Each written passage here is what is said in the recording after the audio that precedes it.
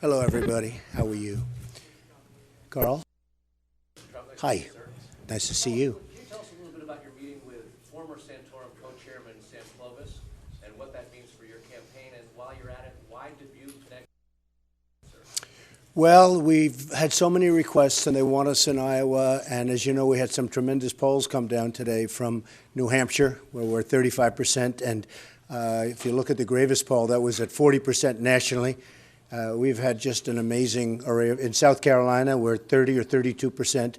So we had about 4 polls come down, including the Corn Kernel poll, which is very important, and that was a total landslide. So we're very happy with that. Sam Clovis, in fact, I think he's probably someplace in the room. Where is Sam? Why don't you answer the question yourself, Sam? Would that be better, Carl? I think so, right? Come on up, Sam. Maybe you come up to the mic. And a terrific guy.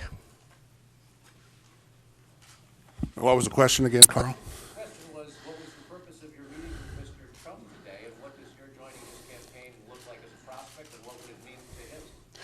Well, I think it's to finalize the arrangements that we have, and I'm here as the new national co-chair and senior policy advisor for Mr. Trump in this campaign, and I'm excited about the opportunity and the chance to change the status quo in America, and I think he's the man that can do it.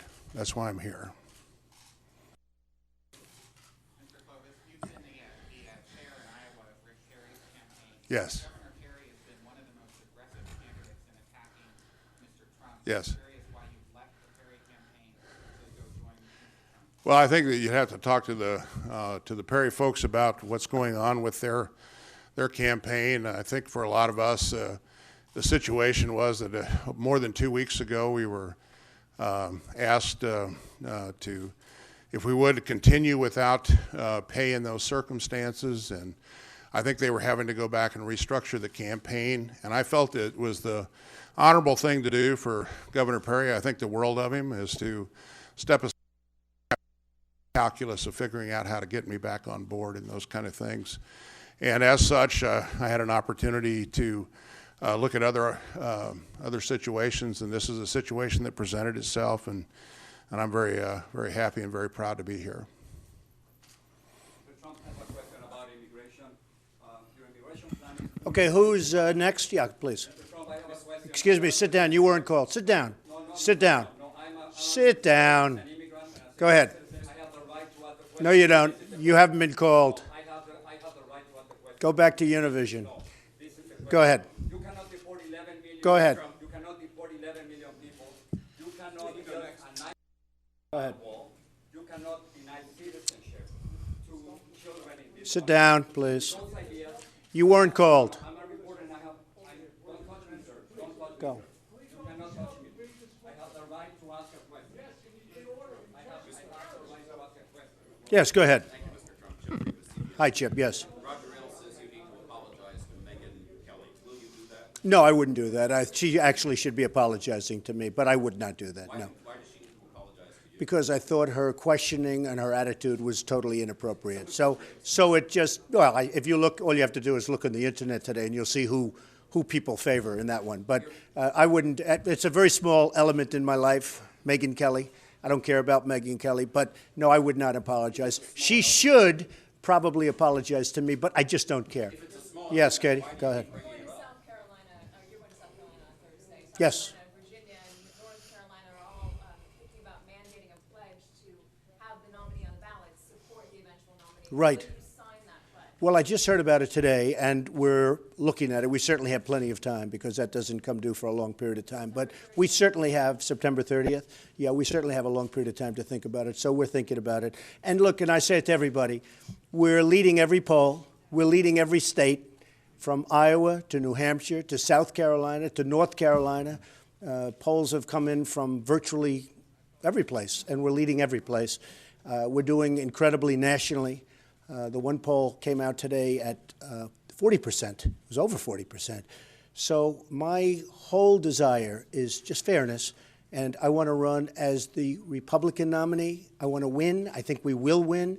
We have tremendous spirit in this party. I've been contacted by so many people that haven't voted for years, They haven't voted for years. They love the Republican Party, but they haven't wanted to vote. And they're going to be out there and they're energized. We're going so I don't think it's going to matter because I think I'm going to get the nomination, and I think we're going to go on to win, and we're going to make America great again. So that's all that matters to me. Well, I didn't say that, but I will certainly consider it, and we have a lot of time to worry about it. Mr. Trump, Yes. You're running for president, and one of our country's top journalists, the main anchor of Univision, was just escorted out of your news conference. Do you think you handled that situation correctly? I don't know. I mean, I don't know really much about him. I don't believe I've ever met him, except he started screaming, and I didn't escort him out. You'll have to talk to security, whoever security has escorted him out. But certainly he was not chosen. I chose you. I chose other people to answer. I mean, you're asking me questions. He just stands up and starts screaming.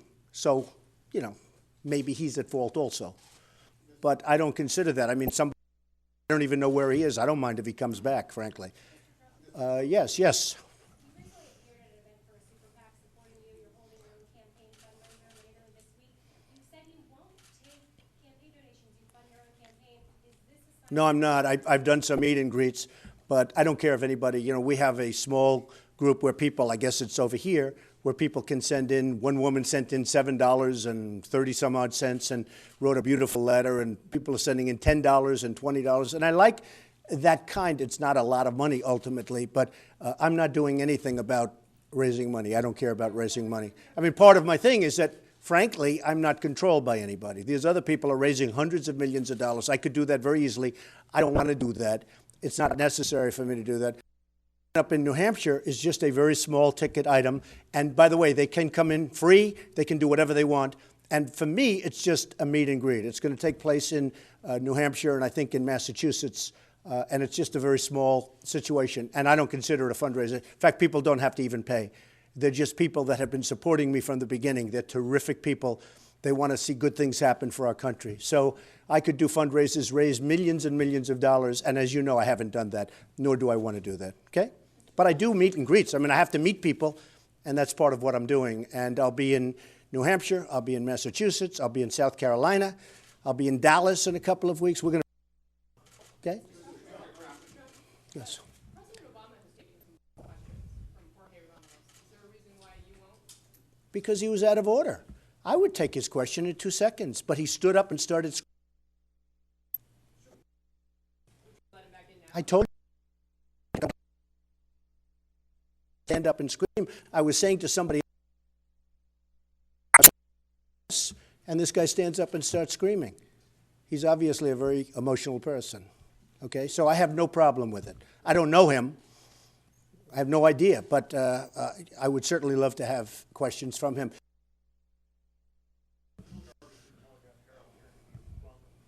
Wanted to ask you, Secretary Clinton was here 2 weeks ago, introduced her college affordability plan, say to supporters of yours, her college affordability plan. Yes. Curious what you would say to We're coming out with a plan in about 4 weeks, and I think it's going to make people very, very happy. We have so many people and going all over the country. I've been asked so many times by students, what are we going to do? And you know, the ultimate answer is create jobs, because the biggest problem is they have debt all over the place, right up to their neck, and they come out and they can't get a job. Whether it's China or Japan or Mexico, they're all taking our jobs. And we need jobs in our country. It's enough with what we're doing with foreign trade. So I think that's one of the reasons we're leading by so much in the polls, because people know that I'm going to make good trade deals. It's not going to be this horrible situation where we get nothing. They took our jobs, they took our money, they took our base, manufacturing, and we owe them $1.4 trillion. That's like a magic act. We owe them $1.4 trillion right now. We owe Japan $1.4 trillion, same amount, 2 countries. And they sell cars to us by the millions. And we owe them money. How do you figure that? So, Campaign, when all is said and done, should cost about $1 billion for any candidate. You have a lot of money, but ultimately just $300 million in liquid assets. At some point, well, how will you go about doing well, you saw my income is almost $500 million. You can do that. At some point, the Republican Party, once you get the nomination, will come, I would say. Will you be beholden to those interests? I don't think so. Right now, in fact, I've told people I turned down, and that I think I told you this, last week, the week before last, a lobbyist, a person, very good person, came to me, offered $5 million. Please, I want to give you $5 million for the campaign. I said, I have no interest in taking it. In fact, it's the first time I think he's ever been turned down. I think it's the first. Good person, smart, tough. He'll be coming to me, and he'll be saying in 2 years, in 1 year, in 4 years, he'll be representing a country, maybe a company, or maybe a person. I'm not doing anything for him. So I said, I don't want to embarrass you by taking your money and then saying I'm not going to see you. I'm working for one thing, for the people. The country is great. And they're rich. But we're a poor nation. We owe now $19 trillion. It's actually much more than that.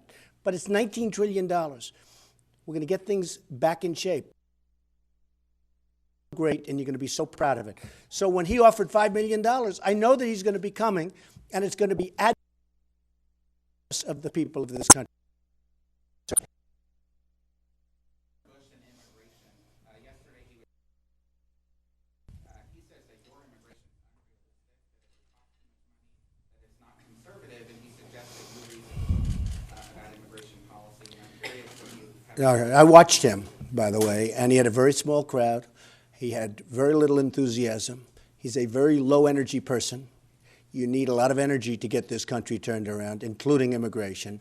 And the word immigration and illegal immigration, you wouldn't even be asking this question if it weren't for me. Because when I came out and when I announced, I'm the one that started this whole thing.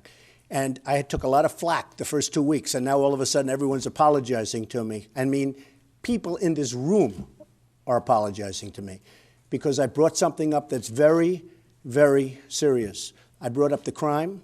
I brought up all of the things that have happened since, including Kate, who's this wonderful person from San Francisco with an incredible family who I got to know a little bit, and Jamil, who was gunned down by an illegal immigrant, and so many others. The other day in California, a 66-year-old veteran, okay, 66-year-old veteran was raped, sodomized, beaten, and killed by an illegal immigrant. And that's a few of the many. It's a big problem. So you ask the question, Jeb Bush doesn't have a clue, doesn't even have a clue. And if I weren't in this campaign, Jeb Bush would not be talking about illegal immigration. If you remember, he said they come as an act of love, okay? Tell that to the families. And there are many, many, many families who lost a loved one. Act of love, okay? There's no act of love. It's tough stuff, it's mean stuff, and it's going to be taken care of. You know, a lot of the gangs that you see in Baltimore and in St. Louis and Ferguson and Chicago, do you know they're illegal immigrants? They're here illegally. And they're rough dudes, rough people. They're going to be gone so fast if I win that your head will spin. They're going to be gone so fast, okay? Yes, ma'am, go ahead. Healthcare question. Right. Where do you stand on funding for Alzheimer's right now? You know, it's the sixth leading cause of Right, death. sure. I'm very strong toward funding for Alzheimer's and helping. It's a terrible situation, and they haven't made much progress, unfortunately, but I'm very, very strong in trying to find an answer for Alzheimer's. Big problem. Yes, sir. David Osborne from the Independent of London. Just a couple of things on foreign policy, Mr. Trump. You said you listen to experts and journals on TV. No. I didn't say. I said TV. I said newspapers. I read the Wall Street Journal. I read the New York Times. I read many, many newspapers. I read many magazines. I even read especially Time magazine this particular week. You know why? Because I'm on the cover. That's why I read it. But I read a lot about that. I read, and I have people that I like and people that I respect, and it's a great place. You get a cross-section of everybody because you see people that you'd really never have the opportunity to see or meet, and then from there you go and decide what you want to do. But go ahead. Are you assembling, though? Do you have a group of I do. circle of people in New York? I do. They'll be announced over the next 2 or 3 weeks. And my second question is, do you have any plans to travel overseas to London, Berlin, anywhere, to, as it were... That would be possible. But to be honest with you, this country is in such trouble. Our infrastructure is crumbling. Our roads, our bridges, our airports. We are in such trouble that I'm going to spend a lot of time here. We're going to fix our country. Our bridges, 59% of our bridges are in trouble. Think of, who ever heard of that? I mean, in trouble, serious trouble. We're going to fix our country. I'm going to spend a lot of time right here in the United States. Yes, sir. John Walker had let you hear you're ahead of him now. I talked to a few people downstairs that said they were for him until you got in the race. Now they're supporting you. Why do you think you've taken support? Well, I like Scott Walker. I've always liked him, and I supported him. I actually gave him quite a bit of money. I liked his fight. I liked his drive. And he actually came to my office 6 months ago, gave me a trophy, gave me a beautiful plaque. And I thought that was very nice. And in the end, I think people see, though, that what's happening in Wisconsin, I love the people of Wisconsin. I know Wisconsin well. I have friends that live there, and they're incredible people. But if you look at what's going on in Wisconsin, I think people saw that they have a $2.2 billion budget deficit. It was supposed to be a surplus of $1 billion. That's a tremendous surplus. They're borrowing to a point that nobody thought possible. They're ranked number 38 in the states, which isn't exactly a good ranking, better than others that are running, but frankly, it's not a good ranking. And they have a lot of problems, and there's a lot of division in the state, to put it mildly. And I think people, I do like Scott, but I think people have seen what's happened in the state. And he was, when I first announced, I was second, and he was first. I think I was at 10%, and he was at 22%. Now I think I'm at 22 or 24%, and he's at 6%. I think what happened is people have really looked seriously at what's going on in Wisconsin, and that has not been helpful to them, unfortunately. Yes, yes, go ahead. Can you just tell us your retweet strategy? Do you endorse what you retweet? Well, I do retweets, and I mean, to a certain extent, I do, yeah. I think that's right. You want me to say no? I retweet. I retweet for a reason, right? Go ahead. Evangelical vote is so important, the Christian vote during the primary. Yeah. In Mobile, you said, next to the Art of the Deal, the Bible is your favorite book. That's right. Is there anywhere in the Bible that you really relate to, that you can compare your life to, that you look up to? Nobody that I would compare to. That is so. It's actually a great question. I love the Bible. I love the Bible. I'm a Protestant. I'm a Presbyterian. I went to Sunday school. Dr. Norman Vincent Peale, The Power of Positive Thinking, was my pastor. He was, to this day, one of the great speakers I've ever seen. You hated to leave church. You hated when the sermon was over. That's how great he was. Marble Collegiate Church. And I also had a church in Jamaica, Queens, when I grew up in Queens. And it was wonderful. First Presbyterian Church of Jamaica. And I was there for years. And that's where I went to Sunday school. And, one of the things that's so incredible about the New Hampshire numbers is I lead with everybody. I lead with old, with young, as you saw it, everybody. But one of the groups I lead with substantially, evangelicals. And I've led in Iowa, too, with the evangelicals, because they get it. They're incredible people that are really smart, and they want to see our country thrive. And but the beautiful thing, because it was such a comprehensive poll in New Hampshire, and they just went over everything. Tea Party, like leading by a lot. Moderates leaving by a lot. Everybody. I think, you'll correct me if I'm wrong, but I think I led with every single group, and by substantial numbers. So I was very honored to lead with the evangelicals. I love the evangelicals. Okay. Yes. Good. Absolutely. Good. Absolutely. Good to have you back. Thank you very much. Okay. So here's the problem with your immigration plan. It's full of empty promises. Okay. You cannot deport 11 million undocumented immigrants. You cannot deny citizenship to the children in this country. You cannot build a 19... Why do you say that? You cannot do that. Well, a lot of people think, no, excuse me. You have to change the Constitution, Mr. Trump. A lot of people think that's not right, that an act of Congress can do it. Now, it's possibly going to have to be tested in courts, but a lot of people think that if you come and you're on the other side of the border, I'm not talking about Mexico, somebody on the other side of the border, a woman is getting ready to have a baby, she crosses the border for one day, has the baby, all of a sudden, for the next 80 years, hopefully longer, but for the next 80 years, we have to take care of the people. I don't think this, I don't think so. Excuse me, some of the greatest legal scholars, and I know some of the television scholars agree with you, but some of the great legal scholars agree that that's not true. That if you come across, excuse me, Yeah, just one second. Davis, you're not answering Mr. Trump. No, I am answering. If you come across for one day, and you have a baby, now the baby is going to be an American citizen. There are great legal scholars, the top, that say that's absolutely wrong. It's going to be tested. Anyway, Okay? so the question is, how are you going to build a 1,900 miles wall? Very easy. I'm a builder. That's easy. I build buildings that are 94. Can I tell you what's more complicated? What's more complicated is building a building that's 95 stories tall. But it's Okay? completely unnecessary, it's a waste of time and money. You think so, really? Well, I don't think so. A lot of people don't think so. Almost 40% of immigrants come by plane. They simply overstay their visa, so you would be I don't believe that. time and money. Okay, you're right. I don't believe it.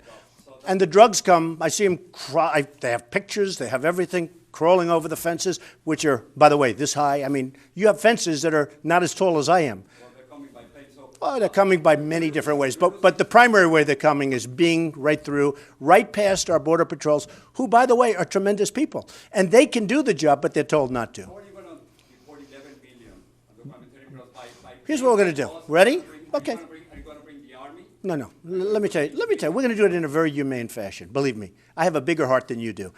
We're going to do it in a very humane fashion. The one thing we're going to do. Human rights violations will be all over the place. One question, is there one question you want to ask? Because we got to move on, because Mr. Trump has. Okay? The one thing we're going to start with immediately are the gangs and the real bad ones. And you do agree there are some bad ones. Do you agree with that, or do you think everyone's just perfect?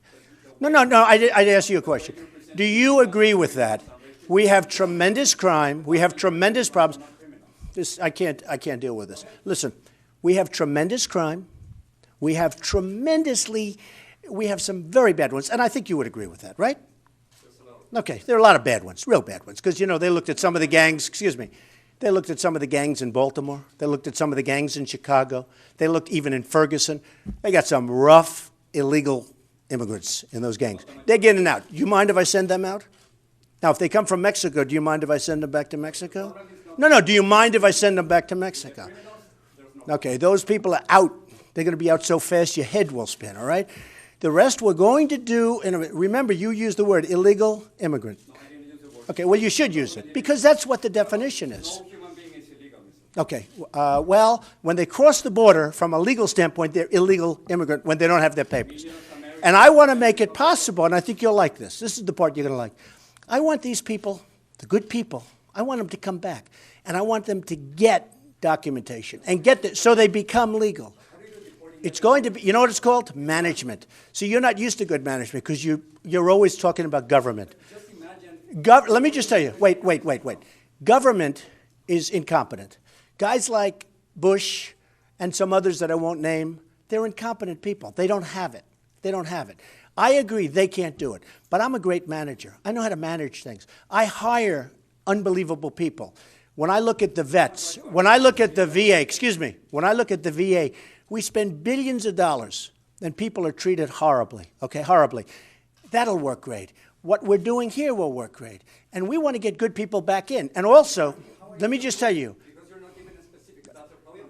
I've given you specifics. Great management, and they're going to hopefully come back in very soon. Okay, another question? No, wait. Yes, go ahead. Yes, sir. Is there any specific change in the law you would make to limit the influence of money in politics? Money in politics? Well, I think there should be, frankly, more transparency. Because I see a guy like Jeb Bush with $114 million, which is now higher, and nobody even knows who put the money in. And they all control him like a little puppet, okay? I know half of the people. I mean, I don't know who they are because I can't find it out, but as soon as I do, I will know most of them. They're friends of mine. I used to be there. I used to be the king at that, okay? I know the system better than anybody. The fact is that whether it's Jeb or Hillary or any of them, they're all controlled by these people. And the people that control them are the special interests, the lobbyists, and the donors.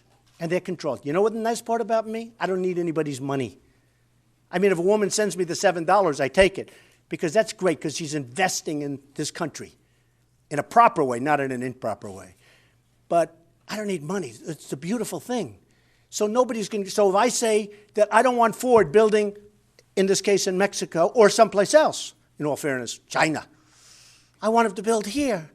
I'm not going to be hit by the Ford lobby and by all the other lobbies that you know who they are better than I do.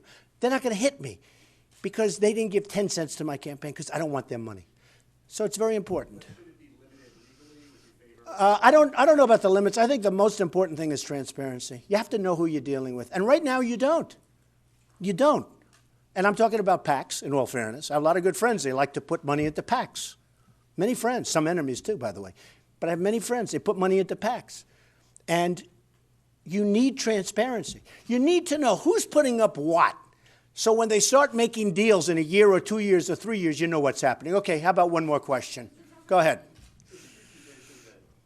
Most of the illegal immigrants in this country are either criminals. No, not at all. I never said that.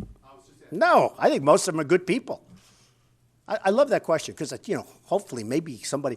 No, I think most of them are very good people. But they are here illegally. And we're a country of laws, and we're a country of borders. We have to have a border. And we'll have a border. And we'll have a wall. And the wall's going to have a big, beautiful door where people can come in legally, and also where we can bring talented people. We need that in the Silicon Valley. When somebody goes to Harvard, Yale, Princeton, the Wharton School of Finance, we send them out as soon as they graduate. They can't stay here. It's ridiculous. They want to be here. So then they go to their country, wherever it may be, whether it's Asia, Mexico, wherever it may be, and they compete against us. I don't want that. All right, how about one more then? Yes, ma'am. Go ahead. In where? In Wisconsin. Yeah. But in the latest poll numbers there, Governor Walker is leading amongst Republicans at 25% and you're at 9%. What do you make of those numbers? In Wisconsin? I really don't know. I mean, I haven't gotten there. I would think would win. I would think would win Wisconsin. I mean, I have a great relationship with the people in Wisconsin, but, you know, I haven't started. I haven't been thinking about Wisconsin right now, and Governor Walker certainly has been. I don't know what the poll is. I know this. In Florida, they just came out with a poll, and I'm at 28, and Bush is much lower, and Senator Rubio, who's the sitting senator, is much, much lower. So I don't know. I think I'll do very well in Wisconsin. I think so. Yes. Yes, sir. Go ahead. Yeah, go ahead. Go ahead. Well, do you think that they're going to be able to move Anthony Scaramucci away from Walker? And if so, Well, he came up. He wants to support my campaign. But then I said, oh, gee, he said some negative things about me. Then he comes up to my office 2-3 hours later. He wants to be a part of my campaign. But, you know, he's a hedge fund guy. And honestly, maybe the hedge fund guys won't like me too much. I know a lot about hedge funds. I also know how they're taxed. Better than he does. So maybe they won't because maybe they won't like me. You understand? But he came up, he wants to support me. He wanted to leave Walker to support me. But I didn't make it so easy for him. Okay, go ahead. I don't know. Look, I have a lot of respect for Roger. We'll see. I mean, you know, maybe, maybe not. I really don't know. Look, I think they cover me terribly. Fox News, I think they cover me terribly, and I'm winning by double digits on every poll. So I don't know. Maybe it matters, maybe it doesn't. I don't think I get good treatment from Fox. They certainly cover me a lot. Well, I'm being covered by everybody. I don't know. I don't think so because I think they give me very bad treatment. I think Fox treats me terribly. And a lot of the people that like me think they treat me terribly. But I don't think, I mean, why? Do you think I was asked nice, easy questions? The other guys are saying, what are you going to do about jobs? Another one's saying, do you love God? Another one says something else. I get these questions like, what's going on here? And yet I won in every single poll of the debate. I won. I won from Drudge. I won in Time Magazine. I won everybody thought I won the debate. But I certainly had the worst questions, the most unfair questions. And, you know, I like Fox. I like it. But, no, I think they treat me very poorly. Yes, go ahead. Yeah, I'll do that. I'll do that, sure. What's the strategy behind the Twitter fights? Why not? The which? The Twitter fights, the late night tweeting about Megyn Kelly or Lindsey Graham. Takes 2 seconds. You do a couple of tweets. Because when people treat me unfairly, I don't let them forget. And maybe we should have more of that in this country. And maybe the country wouldn't be pushed around so much. Go ahead, Jorge.